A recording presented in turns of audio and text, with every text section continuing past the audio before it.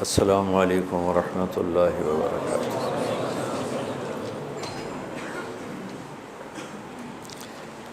بسم اللہ الرحمن الرحیم، الصلاۃ والسلام علی رسولہ الکریم وعلی آلہ وصحبہ اجمعین، اما بعد۔ لموقف ساعۃ فی العلم خیر من قیام لیلۃ القدر عند الحجر الاسود۔ چند گھڑیاں علم کی جو مجلس ہوتی ہے وہ شب قدر بیت اللہ کے سامنے حجر اسود کے سامنے کھڑے ہو کر کوئی ساری رات عبادت کرے تو چند گھڑیاں علم کی مجلس اس سے زیادہ اللہ کو پسند، محبوب اور قیمتی ہے۔ لیلۃ القدر خیر من الف شہر ہے، اور حرم میں ایک نیکی 1,000 کے برابر ہو جاتی، تو وہ ایک رات 1,00,000 راتوں کے برابر ہوگی۔ تو ضرب تقسیم تم خود ہی کر لینا۔ آج کچھ باتیں بڑی اہم ہیں، سارا قرآن ہی اہم ہے، کوئی ایک لفظ کیا ایک زیر زبر بھی غیر اہم ہے، لیکن آج کی باتیں گھر کی زندگی سے متعلق اور کچھ جناب رسول اللہ صلی اللہ تعالیٰ علیہ وسلم کی ذات گرامی اور ان کے عظمت سے متعلق ہیں۔ جب اسلام ابتدا میں تھا تو حرم شریف میں تو مکہ ہی تھا، وہیں نماز فرض بھی کوئی نہیں تھی۔ 10 سال کے بعد نماز فرض ہوئی۔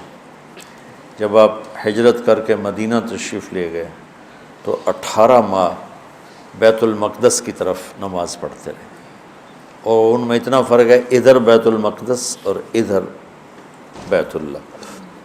مدینہ میں بیت اللہ جنوب کی طرف، تو شمال میں بیت المقدس اور ادھر مکہ۔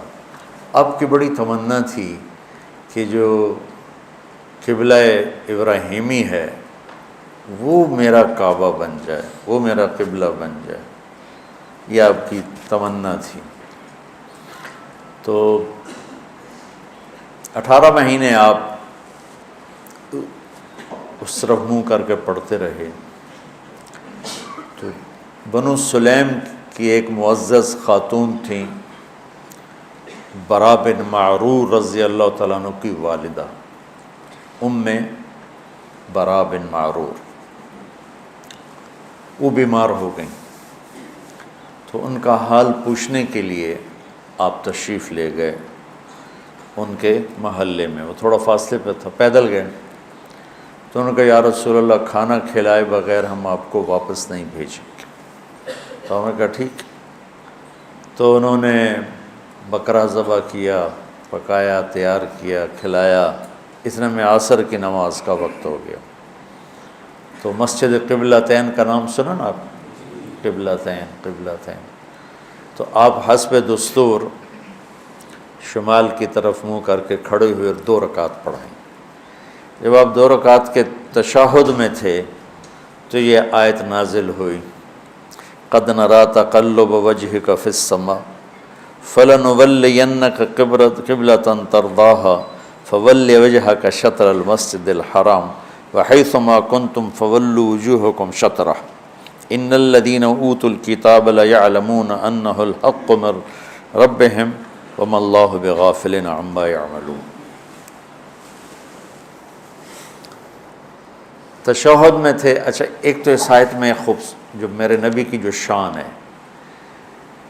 ہم دیکھ رہے ہیں، اب بار بار آسمان کی طرف نظریں اٹھاتے ہیں کہ کب میرے اللہ کا حکم آئے گا اور میں قبلے کی طرف، ابراہیم کے بنائے ہوئے کعبہ کی طرف منہ کروں گا۔ تو قد نری تقلب وجهک فی السماء، تو اب اس کے بعد اگر اللہ فرماتے فول وجهک شطر المسجد الحرام، تو میرے محبوب اب آپ اپنا چہرہ بیت اللہ کی طرف پھیر دیں، تو کوئی کمی ہے مضمون میں؟ سری ماری جاندے یوں تو نہیں کیا جاتا. میں نے تو شاید زبان سے بتا تم یوں کر رہے. یہ تو بھینس کرتی ہے یا گائے کرتی ہے یا بیل کرتا ہے.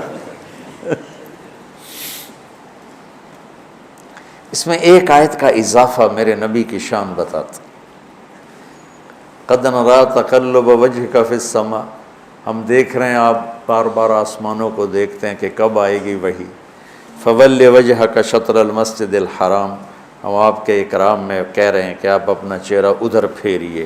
اس کے بیچ ایک آیت آئی ہے فَلَنُوَلِّيَنَّكَ قِبْلَةً تَرْضَاهَا، میرے محبوب ہم ضرور آپ کا رخ ادھر پھیریں گے جس پر آپ خوش ہو جائیں گے، راضی ہو جائیں گے.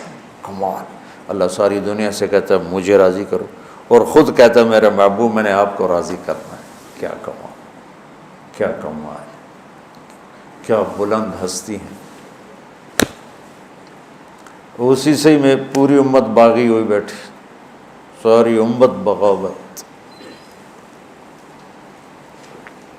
تو اس میں میرے نبی کی شان بڑی بلند ہو کے آئی ہے کہ اللہ آسمانوں سے فرما رہے ہیں کہ ہم میرے محبوب آپ کو خوش کر دیں، ہم آپ کو راضی کر دیں، آپ کو وہ قبلہ دیں گے جس سے آپ خوش ہو جائیں. اور وَلَسَوْفَ يُعْطِيكَ رَبُّكَ فَتَرْضَىٰ، یہ وہاں بھی یہی شان میرے نبی کی ہے کہ اللہ تعالیٰ فرما رہے ہیں میرے محبوب میں آپ کو اتنا دینے والا ہوں کہ آپ راضی ہو جائیں گے. تو بھائیو، جب میرا اللہ اپنے محبوب کی اس طرح عزت احترام کرتا، جبکہ وہ خالق اور وہ مخلوق، یہ عبد وہ معبود، وہ مالک یہ مملوک، اور اللہ آپ سے ایسا پیار عزت اکرام کا معاملہ فرما رہا ہے. ہم تو آپ کی امت ہیں.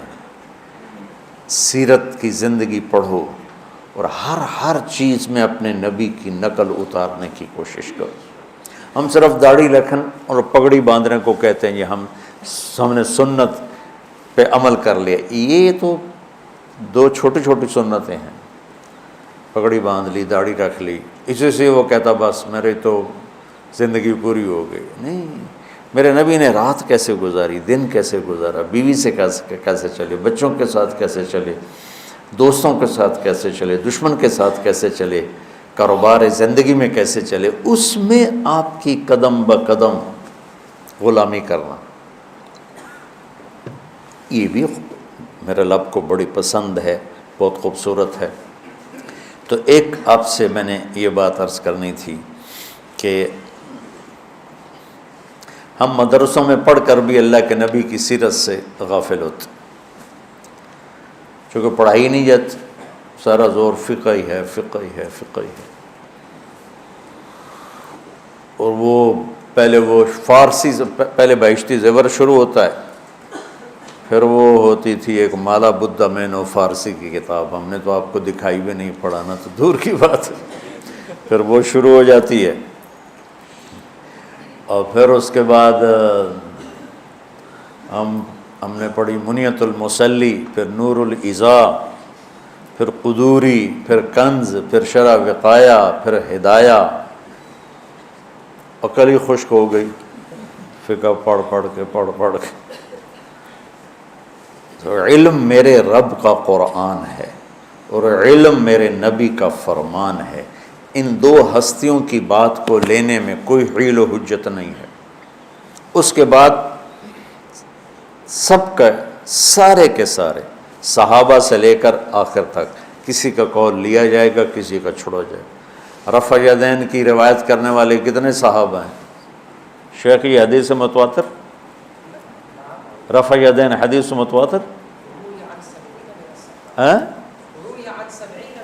70 صحابہ نے رفع یدین کی حدیث نقل کی. ہم لیتے ہیں؟ نہیں لیتے. ہم عبداللہ بن مسعود رضی اللہ تعالیٰ عنہ کی روایت لیتے، یا چند اور صحابہ ہیں. تو صحابہ میں بھی بات کسی کی لی جائے گی، کسی کی چھوڑی جائے گی. اور مسح علی الجوربین کتنے صحابہ سے مروی ہے، ہم نے کوئی لی ہے، ہم موضع پر مسح کرتے ہیں. یہ میں آپ کو مثال دے رہا ہوں. قرات خلف الامام کی کتنے صحابہ راوی ہیں، ہم نے نہیں لی، ہم دوسرے کہ اس کے ہیں وَإِذَا قَرَأَ فَأَنصِتْ، اس کا پتہ نہیں راوی کون ہے، ہم نے وہ لے لی ہے۔ تو صحابہ کی بھی صرف دو ہستیاں ہیں، اللہ اس کا رسول، جو کہہ رہے ہیں ٹھیک، مَا آتَاكُمُ الرَّسُولُ فَخُذُوهُ وَمَا نَهَاكُمْ عَنْهُ فَانْتَهُوا، روک دے رک جاؤ، کہے کر دو، یہ اللہ اس کے رسول کی شان ہے، باقی سب کے پر یہ قانون لاگو نہیں ہوتا۔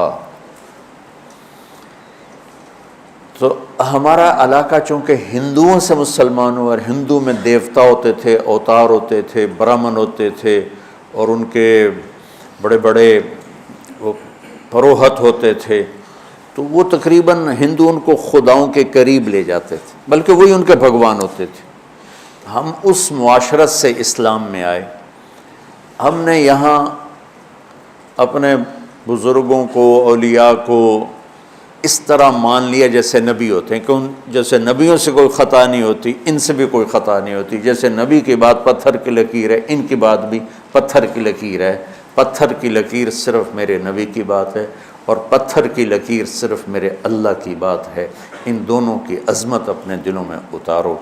تو اللہ کو پڑھنا ہے تو قرآن پڑھو، کہ میرا اللہ قرآن میں اپنے آپ کو کیسے بتاتا ہے، نبی کو پڑھنا ہے تو سیرت پڑھو، تاکہ آپ کے سامنے میرے نبی کی خوبصورت زندگی آئے اور آپ کو پتہ چلے زندگی گزارنے کیسے ہے۔ نیت کرتے ہو نا؟ یہ ایک بات تھی میرے اس میں، اسی سے متعلق پھر یہ بات آ گئی، وَإِذَا سَأَلَكَ عِبَادِي عَنِّي فَإِنِّي قَرِيبٌ أُجِيبُ دَعْوَةَ الدَّاعِ إِذَا دَعَانِ فَلْيَسْتَجِيبُوا لِي وَلْيُؤْمِنُوا بِي لَعَلَّهُمْ يَرْشُدُونَ، کہ اللہ تعالیٰ کہہ رہا ہے میرے بندے کن سے مانگ رہے ہو، جو یا مر گئے ہیں یا اگر زندہ بھی ہیں تو تمہاری طرح وہ محتاج ہیں، تو مجھ سے مانگو نا، میرے خزانوں کی کوئی حد نہیں، انتہا نہیں ہے۔ وہ ہمارے ماحول میں دیہاتوں میں وہ پیر سائیں رب ساڈی سندا نہیں، تواڈی موڑدا نہیں، کوئی میرا مینوں پتر لے دیو، بیچارے سیدھے سادے۔ میرا ایک رشتہ دار تھا مرحوم، تو میں اس سے ملنے گیا تو میں نے آتا ہے میاں صاحب، ہمارا جو خاندانی ٹائٹل ہے وہ میاں صاحب، یہاں مولانا کہتے ہیں، کہنے لگا میاں صاحب بندہ تو بڑا چنگا ہے پر تو وابی ہو گیا۔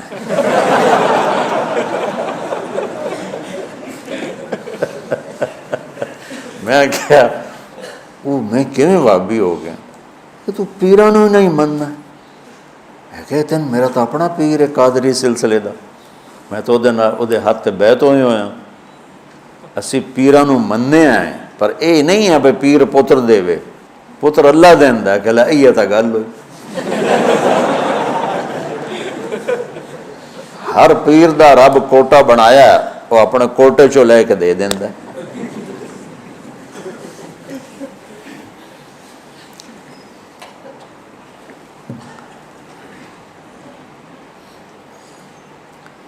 صرف اللہ کے سوا، صرف اللہ ہی اللہ، جس سے پکارا جاتا ہے، جس سے مانگا جاتا ہے، اس کا نمونہ اس آیت میں دیکھنا، وَإِذَا سَأَلَكَ عِبَادِي عَنِّي،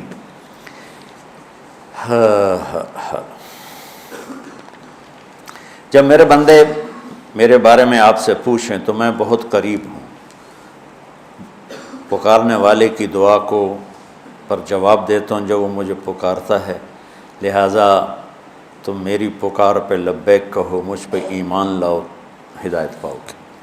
یہ تو اس کا سادہ سا ترجمہ ہے، لیکن جو اس میں حسن ہے وہ وَإِذَا، اذا کا مطلب ہے میرے بندو مجھ سے مانگنے کے لیے کوئی ٹائم مقرر نہیں ہے، دن رات، صبح شام، اندھیرا اجالا، گرمی سردی، مشرق مغرب، وَإِذَا، جب جس موقع پر جیسے پکارو گے، زبان سے، آہوں سے، آنسوؤں سے، دل کی دھڑکنوں سے، اندر کے غم اور دکھ سے، جس طرح بھی مجھے پکارو میرے بارے میں، وَإِذَا، ان نہیں، اذا، جب بھی میرے محبوب سألک آپ سے پوچھیں، عبادی پہلے، عنی بعد میں، حالانکہ اللہ کی شان کے مطابق ہونا چاہیے وَإِذَا سَأَلَكَ عَنِّي عِبَادِي، جب میرے بارے میں میرے بندے آپ سے پوچھیں، اور اللہ یہاں عبادی کو پہلے اور اپنی ذات کو بعد میں، اور عبادی محبت کا لفظ، میرے بندے، سبحان اللہ، مومنین نہیں کہا، مسلمین نہیں کہا، عبادی میرے بندے، وہ سبھی اللہ کو یا عبادی الذین اسرفوا علی انفسہم، تو کتنے دفعہ قرآن میں یا عبادی، تو عباد میں سارے آ گئے، تو اللہ کہہ رہا ہے میرے محبوب جب میرے بندے، کیا محبت ہے اس، میرا لال، میرا بیٹا، میرا جگر، ماں کو دیکھتی ہیں، اور جب وہ ناراض ہوتے ہیں تو پھر دفعہ دور ہو جا کتا کمینہ میری نظروں سے، اب اور کیسٹ چل پڑی، تو جب وہ کیسٹ محبت کی ہوتی، میرا میرا ایسے وہ رگڑ کے کہتی ہے کہ اندر سے اس کے جگر سے نکلتا ہے میرا لال، میرا بیٹا، اور یہاں اللہ کہہ رہا ہے میرے بندے، او ہو میرے بندے، کیا پیار ہے، صرف عبادی کا مزہ لیتے رہو، میں تو تمہاری طرح بلاغت نہیں پڑھا ہوں،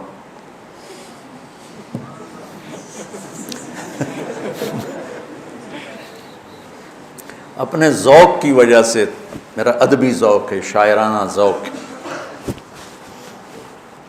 لگ رہا ہے میرے بندے، میں اس میں لہجے کو میٹھا بنانے کی کوشش کر رہا ہوں، کہاں میرے رب کا لامحدود لہجہ، کہاں میری، لیکن میں اس کو مٹھاس کو پیش کرنے کی کوشش کر رہا ہوں، میرے بندے، محسوس ہوگا نا میرے بندے،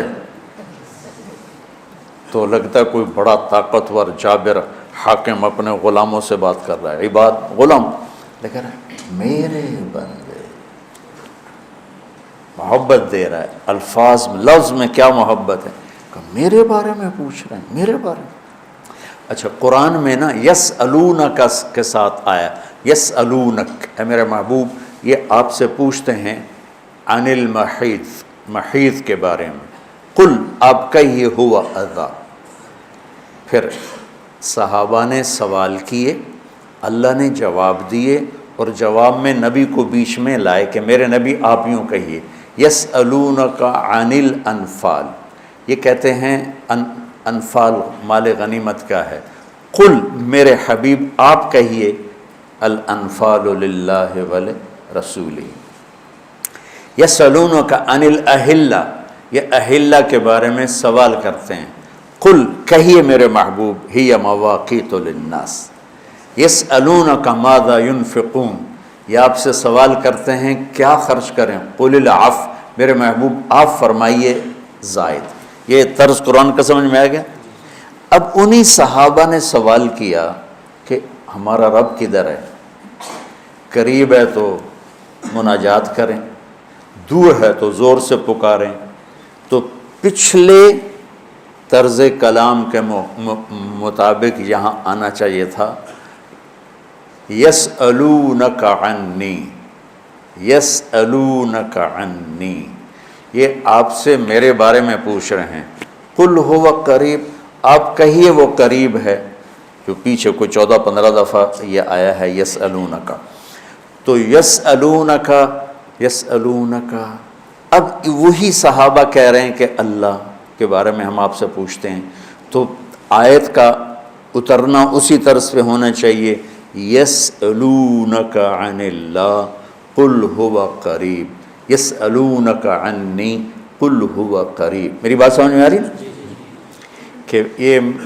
میرے محبوب آپ سے پوچھ رہے ہیں میرے بارے میں، تو آپ کہیے وہ قریب ہے، لیکن یہاں سارا جملہ تبدیل کر دیا، سارے جملے کی کیمسٹری تبدیل کر دی، وَإِذَا، وہاں اذا نہیں، یسألونک، یسألونک کا مطلب ہے کہ اس وقت یہ جواب ہے، آئندہ اس میں تبدیلی آ سکتی، اور اذا سأل کا مطلب ہے کہ اب جو جواب آئے گا ہمیشہ کے لیے آئے گا، اس میں کوئی تبدیلی نہیں ہو سکتی، وَإِذَا، اور یسألون، جب یہ میرے بندے میرے بارے میں پوچھیں تو آگے اللہ نے کہنا تھا کہیے میں قریب ہوں، اللہ کہتا ہے فإنی قریب، میں قریب ہوں۔ میں پوچھتا ہوں کہ بھائی مولانا زبیر صاحب کدھر ہیں؟ تمہارا نام کیا ہے؟ میں کہتا ہوں سعید، مولانا سعید صاحب، مولانا زبیر صاحب کدھر ہیں؟ تو آپ کہیں گے جی وہ بیٹھے ہیں، ٹھیک ہے۔ میں پوچھتا ہوں کہ مولوی سعید صاحب مولانا زبیر صاحب کدھر ہیں، آپ کے بولنے سے پہلے وہ خود بول پڑتے ہیں کہ جی میں یہاں ہوں، تو کوئی فرق ہے ان دونوں چیزوں میں؟ انہوں نے میری بات کو عزت دی ہے کہ آپ کے بولنے سے پہلے خود بول پڑے میں موجود ہوں، میں ہوں۔ شیخ رمزی ہوتے تو زیادہ سمجھا سکتے، اب میرے جو اندر احساسات ہیں میرے پاس آگے الفاظ کوئی نہیں۔ اللہ تعالیٰ فرما رہے ہیں کہ جب میرے بندے میرے بارے میں آپ سے پوچھیں تو ایک دم اللہ نے کلام کی شکل بدلی، کہ میرے حبیب آپ پیچھے ہٹ جائیں، اس کا جواب میں خود دوں گا، کہ میرے بندہ تیرے پاس ہی تو ہوں، تیری شارک سے زیادہ تیرے قریب ہوں۔ اللہ نے اپنے حبیب کو بیچ میں نہیں شامل کیا کہ میرے محبوب آپ پیچھے ہو جائیں۔ مجھے یہ جواب اتنا پسند آیا ہے کہ میں چاہتا ہوں کہ آپ کی جگہ میں خود جواب دوں، میرے بندوں میں تمہارے پاس ہوں، تمہاری شارک سے زیادہ قریب ہوں، تم سے دور نہیں ہوں۔ اینما تولوا فثم وجہ اللہ، میں تم سے دور نہیں ہوں، میں تمہارے پاس ہوں، تمہاری شارک سے زیادہ قریب ہوں، اور قدم قدم میری معیت تمہارے ساتھ ہے۔ مجھے پکارنے کے لیے زور لگانے کی ضرورت نہیں ہے، عربی کی ضرورت نہیں ہے، جس زبان میں پکارو گے وہ سنے گا۔ آگے کہتا ہے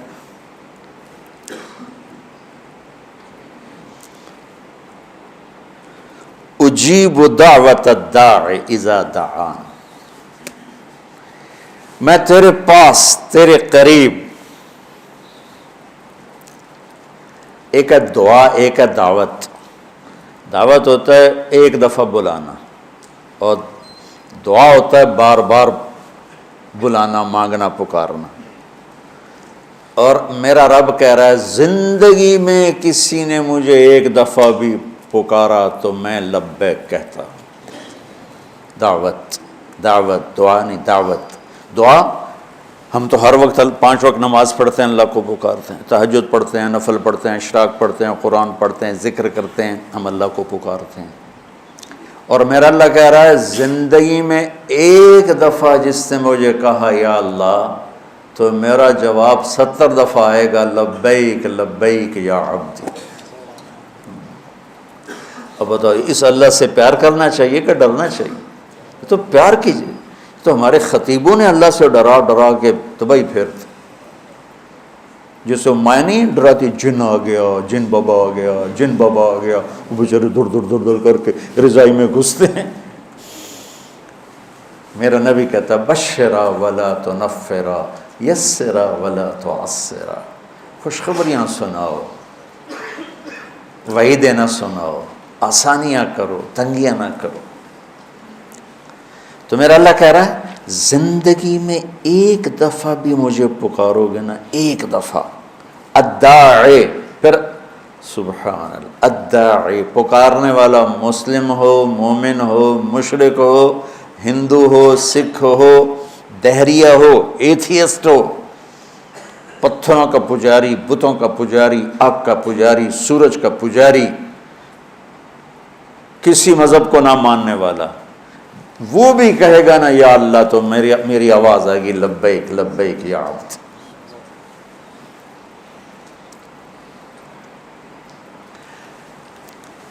بچہ اب گھروں میں بچہ ماں سے کہتا اماں، وہ کہتی جی جی میرا لال،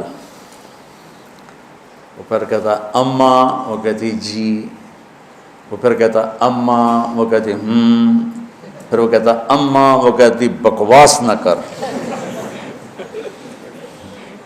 تم ساری رات اپنے رب کو پکارو،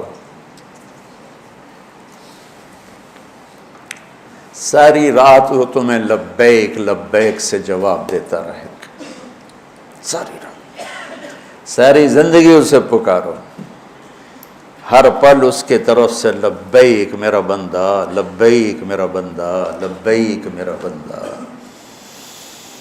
حضرت تھانوی رحمۃ اللہ علیہ، مولانا اشرف علی تھانوی رحمۃ اللہ علیہ کے مواعظ میں ہے ایک قصہ، تو لہٰذا اس کی سند کی تو میرے پاس کوئی چیز نہیں ہے، لیکن چونکہ انہوں نے نقل کیے میں بھی نقل کر دیتا ہوں کہ ایک شخص پتھر کا پجاری تھا، تو ہر وقت وہ یا صنم اس کے سامنے بیٹھ کے بولا کرتا تھا۔ 70 برس گزر گئے تو ایک دفعہ اس کی زبان سے نکل گیا یا صمد،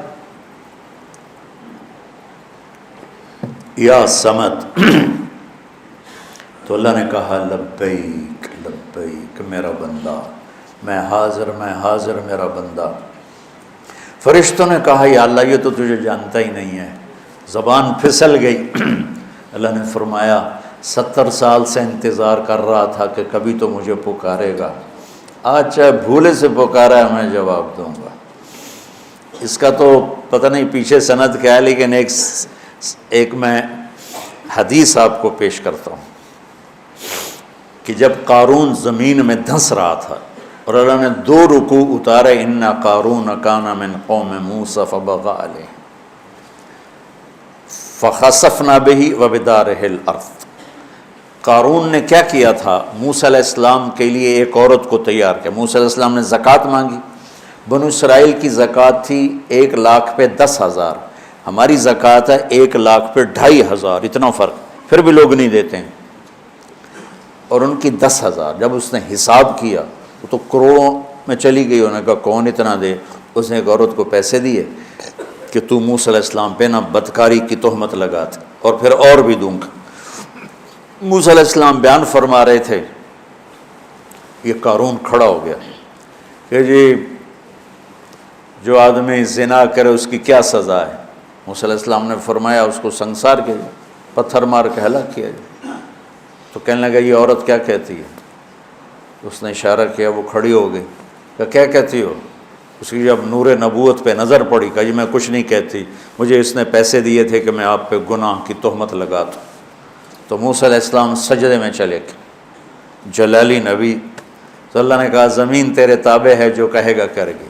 وہ کھڑے ہوئے تو موسیٰ علیہ السلام نے زمین سے کہا پکڑ لے اس کو، تو زمین نے اس کو ایسے کھینچا اور اس کے پاؤں اندر گئے، کہنے لگا موسیٰ مجھے معاف کر دو، آئندہ نہیں کروں گا۔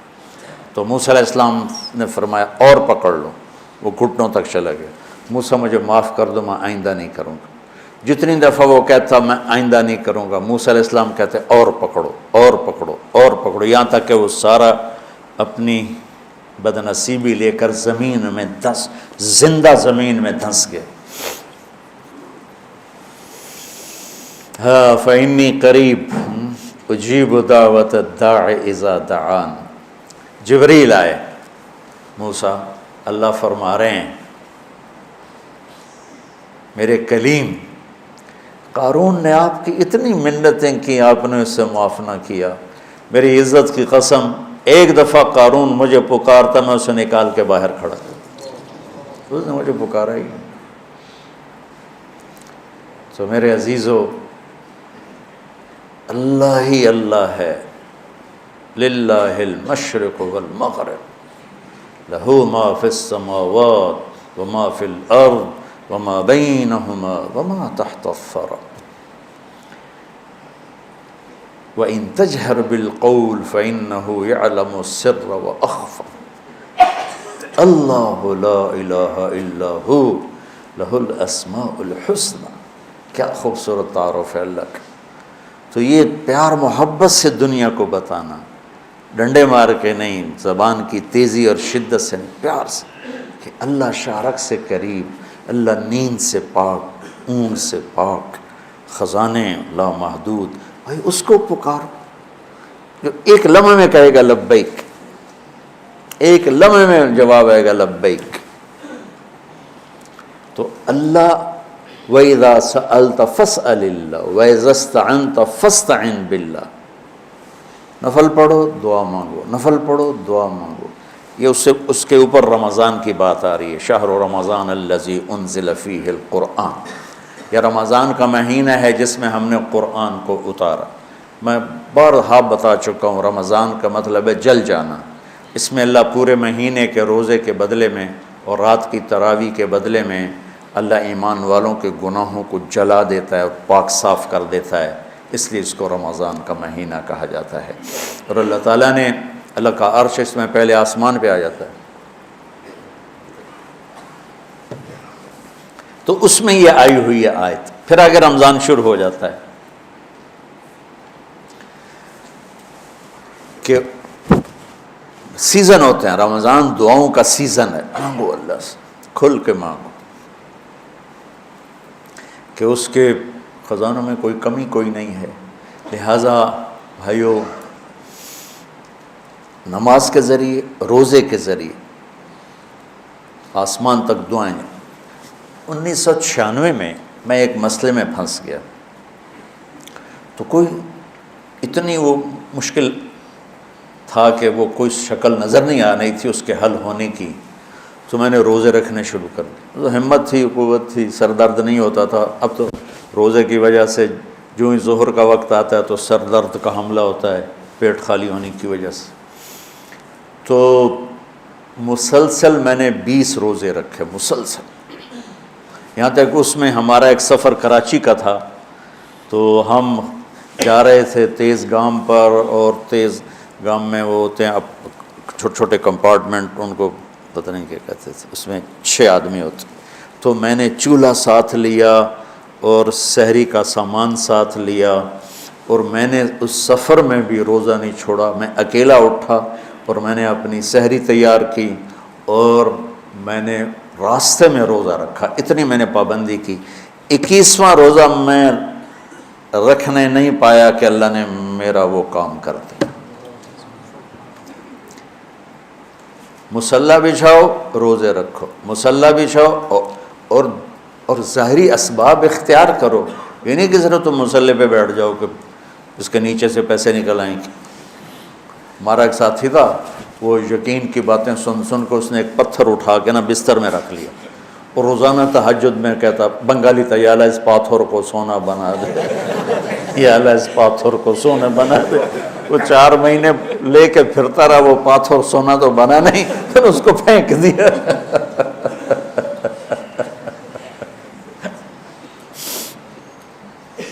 تو اپنی ظاہری کوشش پوری ہو اور پھر اللہ سے مانگا جائے۔ تو روزہ، ایک اور واقعہ یاد آ گیا، میہ فارقین شام کا شہر تھا اور اس کا قلعہ تھا پہاڑ پر۔ 1 سال صحابہ اس کا محاصرہ کر کے پڑے رہے، خالد بن ولید جیسے فتح نہیں ہو سکے۔ تو خالد بن ولید رضی اللہ تعالیٰ نے اعلان فرمایا کہ سارا لشکر روزے رکھو کہ اللہ اس کو ہمیں فتح کروا دے۔ پہلے دن روزہ رکھا گیا۔ خالد بن ولید افطاری کے لیے خیمے میں آئے تو افطاری کوئی نہیں تھی، تو ان کو خیال آیا غلام میرا بیمار ہوگا، انہوں نے پانی پی کے روزہ افطار کر لیا۔ اگلے دن پھر ان کو خیال آیا، اگلے دن آئے تو پھر افطاری کوئی نہیں، پھر ان کو خیال آیا کہ غلام بیمار ہوگا، پانی پی کے افطاری کر لیں۔ تیسرے دن پھر افطاری کوئی نہیں تو اس کو بلا لیا، کہا بھائی خیریت ہے، آپ بیمار ہیں؟ کہا جی نہیں۔ کہا میری افطاری نہیں ملتی مجھے۔ کہا جی میں تو روز رکھتا ہوں۔ کدھر؟ کہا جی خیمے میں۔ کہاں چلی جاتی؟ کہا جی مجھے کیا خبر، میں تو رکھ کے چلا جاتا ہوں۔ کہا اچھا آج پہرا دیں گے۔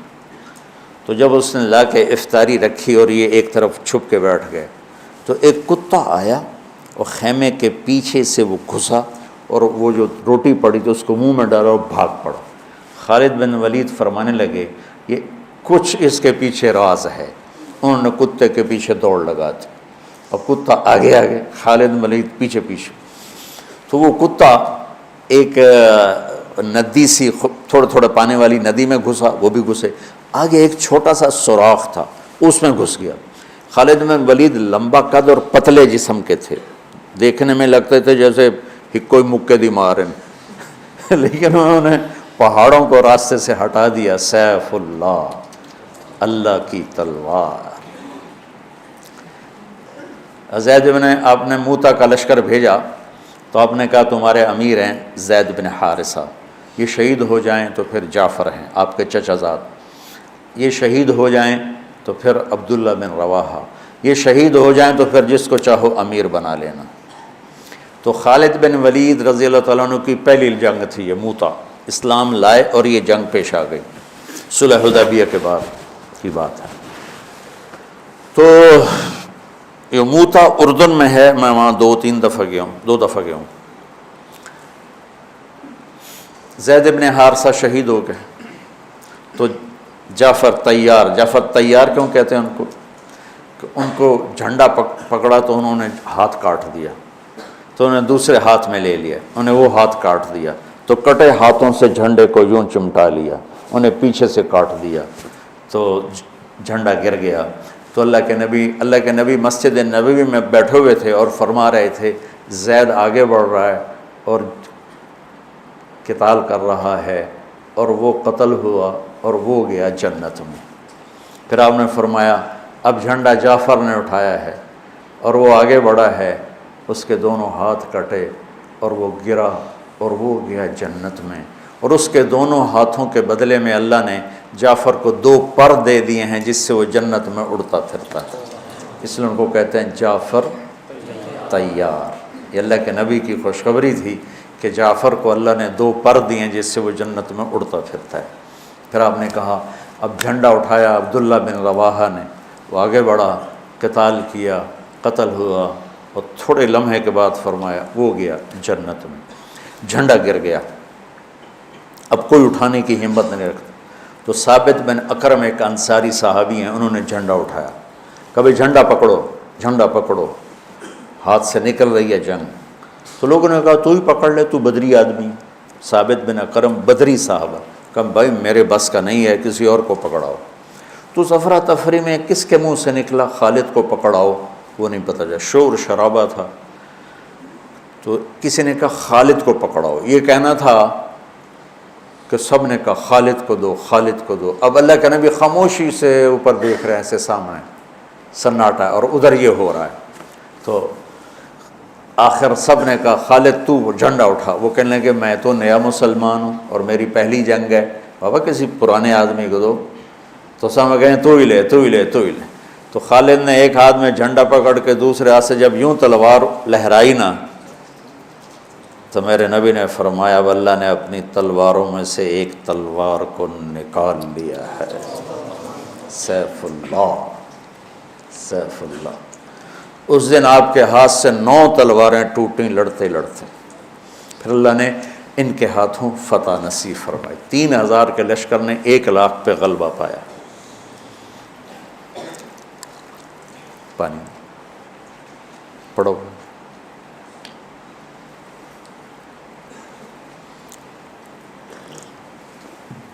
تو وہ اس سوراخ میں گھس گئے تھے، پتلے، تو چلتے رہے سے رینگتے وہ سوراخ قلعے کے اندر جا کے کھلا۔ اللہ نے روزے کی برکت سے ایک کتے کے ذریعے سے راستہ دکھا دیا۔ تو حضرت خالد بن ولید نے کہا بھائی 100 آدمی تیار ہو جاؤ، پتلے، آج رات فتح ہے انشاءاللہ۔ تو ان کو لے کے گھسے، صرف 88 اندر جا سکے، 12 ذرا تھوڑے سے ہیوی تھے وہ نہیں گھس سکے، تو 88 آدمیوں کو لے کر وہ اس سوراخ میں سے رینگتے ہوئے قلعے میں داخل ہوئے اور جا کے حملہ کیا، اور اللہ نے دروازہ کھول دیا، اللہ نے فتح نصیب فرمائی۔ تو روزہ اور نماز دنیا اور آخرت کے کام بنانے کا وسیلہ اور ذریعہ ہے، اگر ہم اس کو یقین کے ساتھ کریں۔ جب مشکل پیش آئے اپنا ظاہری سبب بھی اختیار کرو اور نماز بھی پڑھو۔ 1984 میں ہمیں 3 سال نقصان ہوا، 81، 82، 83، بارش ساری کپاس ریزہ ریز۔ اب ذمہ داروں کے پاس کوئی جمع پیسہ تو ہوتا نہیں ہے، تو قرضے چڑھ گئے اور ڈر لگا کہ اب شاید کوئی زمین بیچ کے اتارنے پڑیں گے۔ تو میں رائمنڈ سے مجھے بیماری کی وجہ سے چھٹی ملی تھی، میں گھر پر تھا، میں نے ابا سے کہا اس دفعہ میں کپاس کی کاشت کرواؤں؟ تو کہنے لگے بیٹا کروا لو۔ تو کپاس میں پھر سارے جو تھے اس زراعت کے ماہرین ان کو لے کر ان کے ساتھ کرتے کرتے کرتے اللہ نے اس کو پورے علاقے کی سب سے خوبصورت کپاس بنا دی۔ اب مجھے کسی نے کہا اس پر نا سپرے میں 1 کلو یوریا ڈال کر نا پر ایکڑ 1 کلو یوریا کا سپرے کر لو پانی کے ساتھ اور دوا کے ساتھ۔ میں نے کہا اس سے کیا ہوگا؟ کیسے پتوں پر ڈائریکٹ جب پڑے گی نا کھاد تو وہ جلدی سبز ہو کر۔ میں نے کہا ٹھیک ہے۔ وہ مجھے یاد نہ رہا، میں نے 1 کی بجائے 5 کلو ڈال دی۔ اچھا، شام کو ہم اپنے تایا مرحوم کے ڈیرے میں اکٹھے بیٹھے تھے تو وہ میری کپاس کی بڑی تعریف ہو رہی تھی، تو میں نے کہا میں نے آج ایک کام اور بھی کیا ہے، یہ عشاء کے بعد کی بات ہے۔ کہنے لگے کیا کیا؟ میں نے کہا میں یوریا کھاد دا سپرے ٹھوک دیتا ہے۔ تو میرے تایا زاد میاں لیاقت صاحب ماشاءاللہ حیات ہیں، کہنے لگے کتنی کھاد پائی ہے پر ایکڑ؟ میں کہ 5 کلو۔ کہ مولوی دا مولوی رہ گیا نا، اے صبح تائیں ساری سڑ جاونی۔ میں کہ کیوں؟ کہ یوریا تو 5 گنا زیادہ پاتا ہے، اے ساڑ دیندہ پتیاں نوں۔ میں کہ ہن کی کراں؟ کہنے لگے پانی دا سپرے کرا۔ میں کہ راتی کتھوں کراواں؟ اور کوئی دسو؟ کہ بد بارش ہو جاوے۔ میں گھر جا رہا تھا نا ڈیرے سے، تو میں واپس مسجد چلا آیا۔ میں کہا اللہ میری عزت رکھ، ستمبر کا مہینہ تھا، بارشیں ختم ہو گئی تھی۔ میں کہا جی تو راتی بارش نہ کیتی نا تو میں بڑا بدنام ہو جاؤں، ساری میری کیتی کرائی کھو وچ گئی، جتنا پیسہ لگایا تھا وہ میرے اپنے ہاتھوں، اور مجھے تانے الگ ملیں گے، مولویوں کو تو دنیا کا پتہ ہے کوئی نہیں، اسے نمازیں پڑھیا کرو۔ میں کہا یا اللہ میں بڑا ذلیل ہوں گا، مجھے بارش دے دے، تیری بڑی مہربانی۔ تہجد میں گڑ گڑ گڑ گڑ کی آوازیں آئیں، تو میری آنکھ کھلی تو بارش کا ایسے طوفان، میں کہہ رہا کم بن گیا۔ تو فجر کی نماز بڑی مشکل سے میں پہنچا مسجد میں، میں نکلا تو آگے میرا کزن آ رہا تھا، کہنے لگا ساڈا کی قصور ہے؟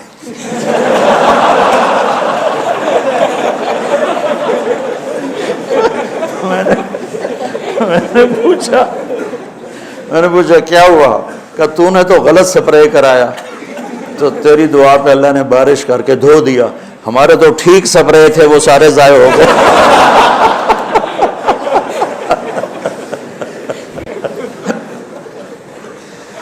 تو بچوں، نماز اور روزہ ظاہری اسباب کے ساتھ بہت بڑی طاقت۔ نماز سے دل لگاؤ، روزے سے دل لگاؤ۔ میں بہت روزے رکھتا تھا جب مجھے سر درد نہیں ہوتا تھا، چونکہ مجھے بھوک پیاس مجھے گراتی نہیں تھی نا، مجھے احساس ہوتا تھا۔ اب جوان ہو، آگے ایک اور بڑا خوبصورت مضمون آ رہا ہے روزے کے ساتھ ہی، احل لکم لیلۃ الصیام الرفث الی نسائکم ہن لباس لکم وانتم لباس لہن۔ لگتا ہے بڑے ہی بھوکے بیٹھے ہو۔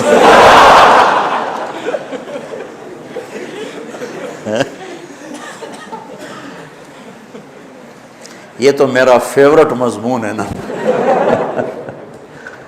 کہ اللہ فرما رہا ہے کہ تمہاری بیویاں تمہارا لباس ہے، اور اللہ عورتوں سے فرما رہا ہے تمہارے خامن تمہارا لباس ہے۔ اس ایک لفظ میں میرے اللہ نے خامند اور بیوی کے رشتے کی قیمت، قدر، حسن، جمال اور اس کی بقا اور اس کی اہمیت ساری ایک لباس میں بتا دی۔ میرے اور لباس کے درمیان کوئی چیز حائل ہو سکتی؟ کوئی بھی نہیں ہو سکتی۔ میرے جسم سے میرا لباس ملا ہوا ہے، یہ رشتہ ایسا ہونا چاہیے میاں بیوی کی محبت کا کہ وہ 2 جسم اور 1 جان بن جائے۔ کیا ہے؟ من تو شدم تو من شدی، من جاں شدم تو تن شدی، تا کس نہ گوید بعد ازیں من دیگرم تو دیگری، آفاقہا گردیدہ ام بسیار خوباں دیدہ ام مہر بتاں ورزیدہ ہم، لیکن تو چیزیں دیگری من تو شدم تو من شدی من جا شدم تو تن شدی تا کس نہ گوید بعد ازیم من دیگرم تو دیگری. یہ اسی آیت کا ترجمہ ہے کہ خاوند اور بیوی کا رشتہ ایسا ہے کہ جانیں دو ہیں اور روح ایک ہے، جسم دو ہیں روح ایک. ہن لباس لکم وانتم لباس لہن. کہ دیکھو مجھے کتنا ہی غصہ چڑھ جائے میں اپنے لباس کو پھاڑوں گا، کتنا ہی غصہ چڑھ جائے اس پر چائے ڈالوں گا، اس کو کینچی سے کاٹ دوں گا، کسی اور کا گریبان میں پھاڑوں گا، اپنا کبھی نہیں پھاڑوں گا. کتنا ہی بیوی پہ غصہ آ جائے یا بیوی کو کتنا ہی خاوند پہ غصہ آ جائے، ایسے بول نہ بولے کہ محبت کا لباس پھٹ جائے. محبت ایک نازک سا رشتہ ہوتا ہے، یہ رویوں سے باقی رہتا ہے اور بد اخلاقی سے ختم ہو جاتا ہے. دودھ پلانے والی ماں بھی اگر بیٹے پہ سختی کرے گی تو بیٹے کے دل سے محبت کی شمع بجھ جائے گی. تو بیوی تو ایک باہر سے آیا ہوا رشتہ ہے. خونی رشتوں میں سب سے قریب رشتہ ماں اور باپ، اگر ان میں شدت ہوگی تو بغاوت آ جائے گی. تو ایک اس میں اللہ یہ بتا رہا ہے کہ تیرے اور تیری بیوی کے درمیان کسی کو حائل نہیں ہونا چاہیے. ہمارا جیسے جو مشترکہ نظام زندگی ہے تو اس میں سارے رشتے اس رشتے کے درمیان، ادھر سے ساس، ادھر سے سسر، ادھر سے نند، ادھر سے دیور، ادھر سے بھاوج، ادھر سے جٹھانی، یہ اس طرح انہوں نے اس رشتے کو مسل کے رکھ دیا ہے کیونکہ اس کا سارا حسن و جمال ختم ہو کے رہ گیا ہے. اس رشتے میں کوئی اور نہیں داخل ہو سکتا. حضرت عائشہ، حضرت حفصہ، حضرت ام سلمہ، حضرت سودا، یہ ایک جماعت تھی اور باقی 5 دوسری جماعت تھی جو جب آپس میں ٹسل وغیرہ سوکن والی تھی تو یہ 4 ایک ذہن ہوتی تھی، 5 ایک ذہن ہوتی تھی. لیکن حضرت عائشہ کے معاملے میں ساری ایک ذہن تھی کہ اللہ کے نبی حضرت عائشہ سے زیادہ پیار فرماتے تھے. اور آپ نے کھلے مجمع میں کئی دفعہ میں سنا چکا ہوں، عمرو بن عاص نے پوچھا یا رسول اللہ من احب الناس الیک، آپ کو سب سے زیادہ کس سے پیار ہے؟ تو عرب کی میں وہ معاشرت بھی بتا چکا ہوں کہ عرب اپنی بیوی سے اظہار عشق میں شرماتے تھے اور معشوقہ سے اظہار عشق میں فخر. جیسے آج کل گرل فرینڈ کا ٹرینڈ ہے، میری اتنی گرل فرینڈ ہے، میری اتنے بوائے فرینڈ ہے. برباد ہوگی ہماری معاشرت، ہمارے بچے بچیاں. اس نظام تعلیم نے انہیں تباہ کر کے رکھ دیا اور انسانیت آنسو بہاتی. یہ سود اخلاقی پستی ہے. اسلام ایک خوبصورت مذہب ہے، دین ہے جو صرف نکاح کا رشتہ قائم کرتا ہے لڑکے لڑکی کے درمیان، باقی ہر رشتہ حرام ہے. تو اس نے کہا یا رسول اللہ آپ کو سب سے زیادہ کس سے پیار ہے؟ آپ نے کہا عائشہ. اتنے زور سے کہا کہ سارے مجمع نے سنا.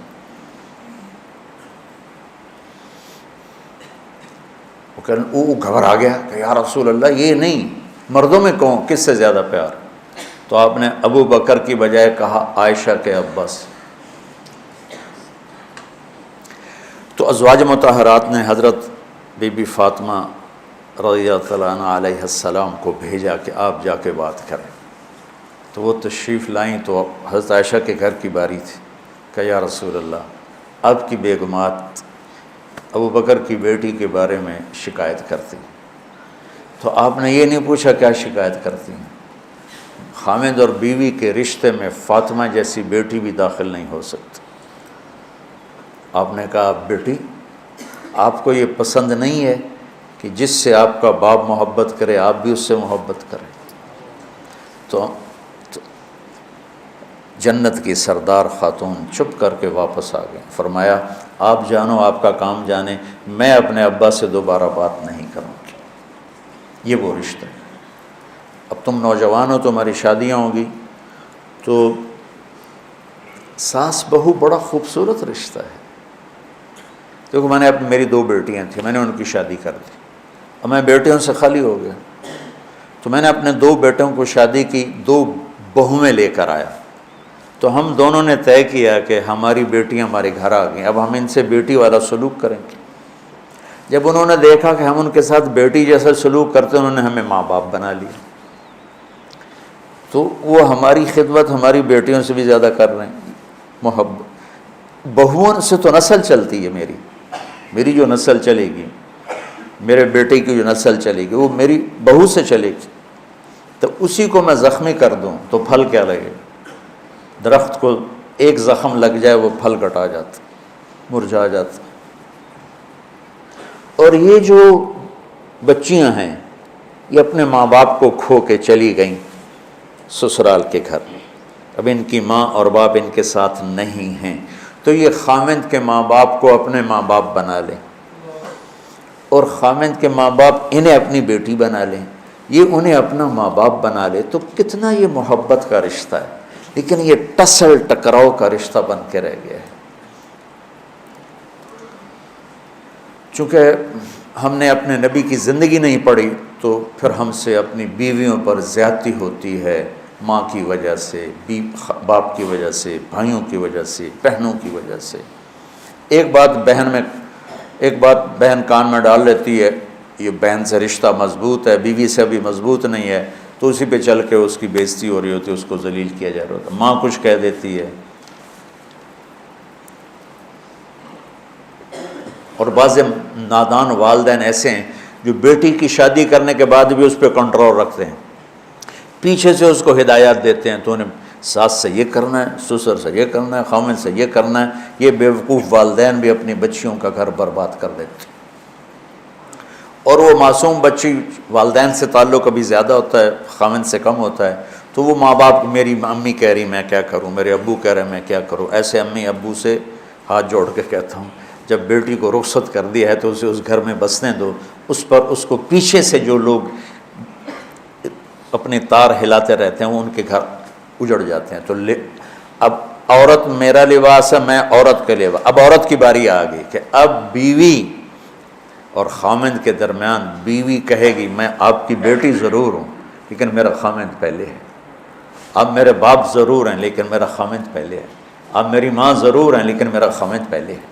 اور بیٹا کہے گا ماں جی آپ میری ماں ہیں لیکن میری بیوی میری ہے، ابا جان میں آپ کا بیٹا ہوں، آپ مجھے حکم دیں، میں آپ کی خدمت کروں گا، میں آپ کے لیے چائے بناتا ہوں، میں آپ کے کھانے کا، میری بیوی کی ذمہ نہیں ہے۔ تو اجتماعی زندگی نے برباد کر کے رکھ دیا ہے۔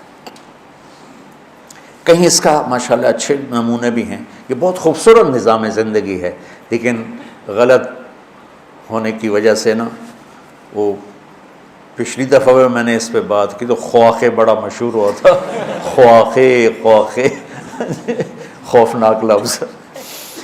تو حالانکہ یہ رشتے تھوڑی سی سوچ کے ساتھ خوبصورت ہو سکتے، کہ جو میرے گھر میں بہو بن کے آئی ہے مجھے باپ بنا لے، اب اس کا باپ تو پیچھے رہے، اور میری بیگم کو ماں بنا لے، اور میں آنے والی کو اپنی بیٹی بنا لوں، اور میری بیگم اسے اپنی بیٹی بنا لے، تو کتنا خوبصورت رشتہ۔ لیکن پہل سسرال سے ہوتی ہے، کوئی موقع ہاتھ سے جانے نہیں دیتے، خود ہی شادی کرتے ہیں، خود ہی برباد کر دیتے۔ لباس میں کوئی چیز حائل نہیں ہو سکتی، لہٰذا اس رشتے میں کسی کو اولاد بھی نہیں داخل ہو سکتی۔ کتنی بیوقوف مائیں ہیں جو اولاد کے پیچھے خامند کو بے عزت کر دیتی ہیں، یہ انتہائی خوفناک قدم ہے۔ اور کتنے بیوقوف باپ ہیں جو اولاد کے پیچھے بیویوں کو ذلیل کر دیتے ہیں۔ اولاد بعد میں ہے، اس رشتے کے بعد والدین، لڑکی کے والدین، لڑکے کے والدین، حالانکہ ان دونوں کے بچے یہ سب بعد میں ہیں، پہلے یہ خامند اور بیوی کا رشتہ ہے۔ سینکڑوں آیات اللہ نے اس پر اتاری ہیں، چونکہ اس سے آگے نسل نے چلنا ہوتا۔ تو ہمارا ماحول ایسا ہے کہ اس میں خوبی نہیں دیکھتے۔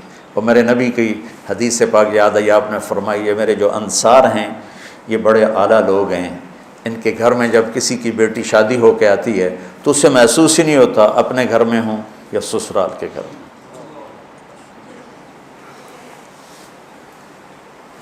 تو میرے عزیزو، یہ بہت لمبی رات ہے، بہت بڑا پہاڑ ہے، یہ اللہ ہی اس کو ہلائے اور ہٹائے تو ہٹائے، لیکن میرے ذمے تو اگرچہ بت ہیں جماعت کی آستینوں میں، مجھے ہے حکم اذان لا الہ الا اللہ، میں تو کہتا رہوں گا۔ وہ جو گیت تم نے سنا نہیں، میری عمر بھر کا ریاض تھا، میرے درد کی تھی وہ داستان جسے تم ہنسی میں اڑا گئے۔ گھر کی زندگی کو کسی نے نہیں میں دعویٰ ایسے، اللہ مجھے معاف فرمائے، میں دعوے کے طور پہ نہیں کہہ رہا ہوں، اللہ کی نعمت کے طور پہ کہہ رہا ہوں کہ جس طرح اللہ نے مجھ سے، میرے ذریعے سے، میرے نبی کی گھر کی زندگی کو لوگوں کے سامنے پیش کروایا، یہ پہلی دفعہ ہوا ہے۔ بس عبادات عبادات عبادات عبادات۔ تو اب میرے شاگرد ہو، میں چاہتا ہوں آپ کے گھر میں جب کسی کی بیٹی آئے آپ کی بیگم بن کر، آپ کے والدین کی بہو بن کر، تو وہ اسے یوں لگے جیسے میں اپنے ماں باپ کے گھر ہوں۔ چوتھے دن اس کو تانے ملنے شروع ہو جاتے۔ میں یہاں اپنے گھر کا واقعہ سناتا ہوں۔ اللہ تعالیٰ نے مجھے ایک خوشحال گھرانا، ہم نے آنکھیں کھولی تو نوکروں کی گودیں، نوکرانیاں، نوکروں کی ایک لائن قطار، اللہ نے میری شادی کرائی، گھر کا کلچر۔ اور میری والدہ شوق سے کبھی کوئی سالن بنائے تو بنائے، ورنہ نوکرانیاں، نوکر۔ اس لیے میری ماں کو نہ زیادہ اچھی روٹی پکانی آتی تھی، نہ سالن پکانا آتی، ہمیں گزارا ہی کر دیا ہے کہ کرنا ہی نہیں پڑا۔ اب میری شادی ہو گئی، میری بیگم فیصل آباد سے شہری لڑکی، ہم دیہات کے جانگلی لوگ، وہ عیدیاں ہمیں نا کہ یہ کیا کہتے ہو، اس کا کیا مطلب، وہ پراؤ او راؤ، وہ بیچاری سارا دن گم سم بیٹھی رہے اور مجھے روئے، مجھے تو سمجھ میں نہیں آتا اب لوگ کیا باتیں کرتے۔ یہ اس کی کیفیت۔ اور جرگہ بیٹھ گیا، اب ساری بڈھیاں، چاچیاں، پھوپھیاں، بہناں اکٹھے ہو گئے، مقدمہ کی ہے، تیری ماں سارا دن چولہے تے سڑ دیے تے بیگم تیری پلنگ تے ٹھک تے بیٹھی ہوندی۔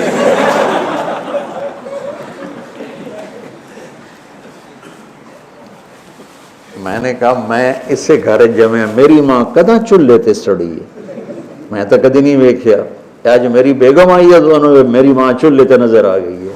یہ کلچر ہے، یہ ماں سب کچھ ہوتے ہوئے بھی وہ چونچ لگا رہی ہیں اور وہ نشر لگا رہی ہیں۔ اس معاشرت کو بدلنا ہے آج۔ اور پھر لباس کا دوسرا کیا مطلب ہے؟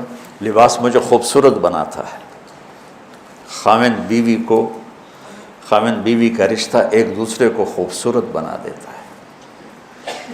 کبھی اونچ نیچ ہو جائے، جیسے لباس کسی جگہ کیل سے پھنس کے پھٹ جاتا ہے تو ہم اس کو ویسے ہی چھوڑتے کہ فوراً سیتے ہیں، تو کبھی اونچ نیچ لباس میں ہی یہ اشارہ ہے کہ اونچ نیچ بھی ہوگی، سوئی دھاگا لے کے فوراً تم اپنا لباس سیتے ہو، جو بیوی سے ہو یا خامند سے ہو، فوراً اس کو محبت کے سوئی دھاگے سے سی کر ایک کر دو۔ ہم داغ نہیں لگنے دیتے ہیں، کھانا کھانے سے پہلے یوں آستینیں چڑھا لیتے ہیں کہ کہیں یہاں سالن نہ لگ جائے، اور آگے سامنے کوئی تولیہ بچھا لیتے ہیں کہ سالن پہ کوئی چیز نہ لگ جائے، بیوی کے دل پہ داغ نہ لگنے پائے تمہاری بدتمیزی سے، اور خامند کے دل پہ داغ نہ لگنے پائے بیوی کی بدتمیزی سے۔ میرے نبی نے فرمایا اگر میری شریعت میں سجدہ ہوتا تو میں بیوی کو کہتا خامند کو سجدہ کر۔ اور جس عورت سے جس کی بیوی خامند سے ناراض ہو گئی بغیر کسی شرعی عذر کے، ساری رات اس پہ اللہ اور اس کے فرشتوں کی لعنت برستی رہتی۔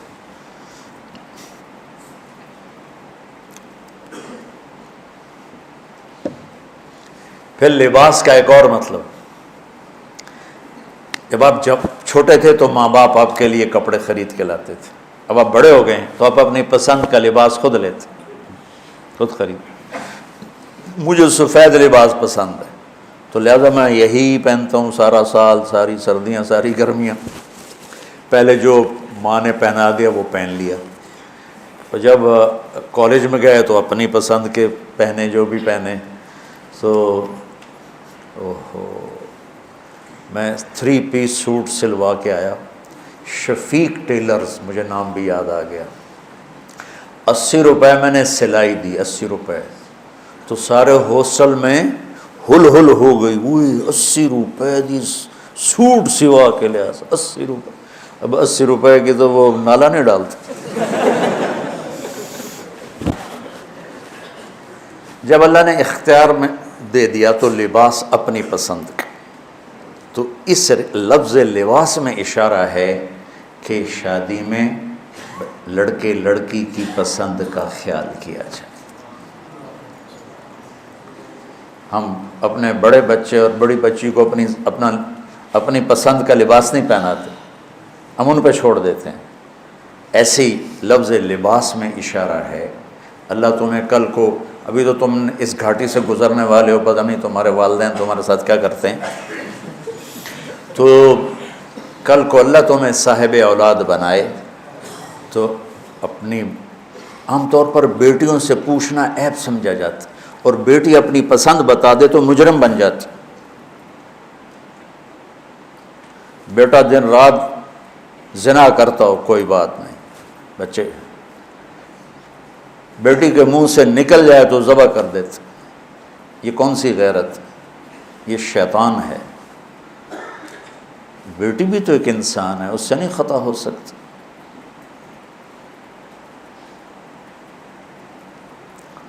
پوری دنیا میں عورت مظلوم ہے، پوری دنیا میں.